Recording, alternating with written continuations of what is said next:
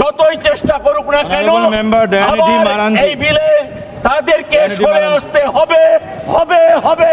আমরা কোনোভাবেই কোনো মতে এটা মেনে নেব না, নিচ্ছি না, সর্বতভাবে প্রতিবাদ চলছে।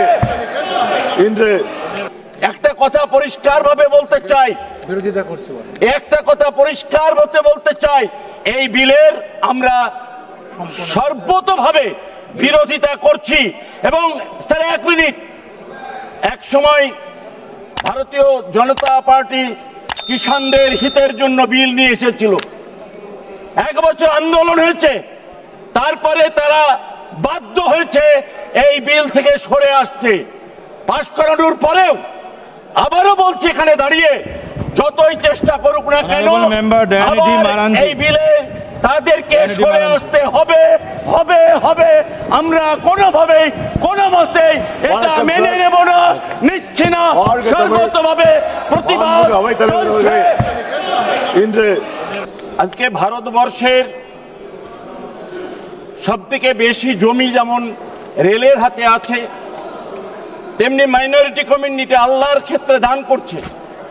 যে সমস্ত মুসলিম ভাইরা তাদের নিজস্ব জমি ভালো মকসদ নিয়ে এবং বিশেষ করে মাইনরিটি কমিউনিটির উন্নয়নের জন্য একদিকে কবরস্থান, একদিকে খানকা, একদিকে মসজিদ, একদিকে মাদ্রাসা, একদিকে গরিব মানুষ, তাদের জন্য এই ওয়াকফ সম্পত্তি দান করে যান মুসলিম মাইনরিটি কমিউনিটির ভাইরা।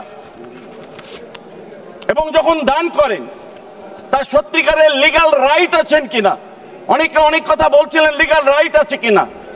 ওয়াকফ বোর্ডে একজন সিও র্যাঙ্কের অফিসার থাকেন, চিফ এক্সিকিউটিভ অফিসার, তিনি এসডিও র্যাঙ্কের অফিসার, তিনি এগুলো তদন্ত করে দেখে নেন, তারপরে হিয়ারিং হয়, তারপরে এগুলো নথিভুক্ত হয়। অথচ এখানে বারবার বলা হচ্ছে যে এই সম্পত্তিগুলো কিভাবে নথিভুক্ত হচ্ছে এবং কোন পদ্ধতিতে নথিভুক্ত হচ্ছে তার কোনো ঠিক ঠিকানা নাই।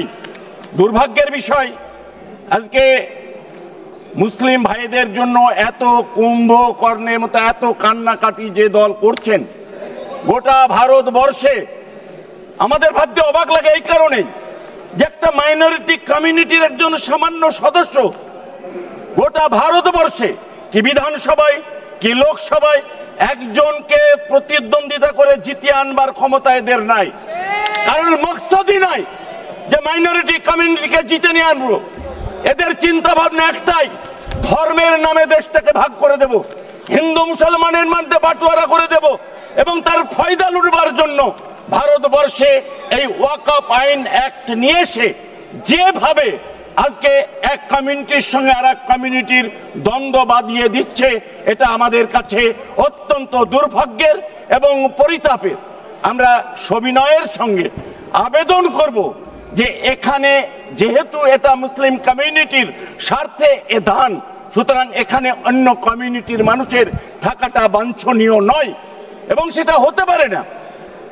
আজকে বিভিন্ন হিন্দু সম্প্রদায়ের যে দেবত্ব সম্পত্তিগুলো আছে সেখানে কোথায় কিভাবে কোন মুসলিম সম্প্রদায়কে সেই ট্রাস্টি মেম্বার করেছে, কোথায় তাদের প্রতিনিধিত্ব, কোথায় তাদের সুযোগ দিয়েছে, আমরা জানতে চাইছি যে সুযোগ কোথাও নেই। একমাত্র মুসলিম কমিউনিটির উপরে এই একের পর এক বিভিন্নভাবে হামলা হচ্ছে, বিভিন্নভাবে মুসলিম কমিউনিটির উপরে অত্যাচার হচ্ছে, অবিচার হচ্ছে। মাইনরিটি কমিউনিটিকে কিভাবে গোটা ভারতবর্ষে একটার পর একটা নিষ্পেষণ করা যায় তার সুকৌশলে যে চিন্তা ভাবনা চলছে ভারতবর্ষের বিজেপি পার্টির পক্ষ থেকে, এটাকে আমরা সমর্থন করতে পারছি না।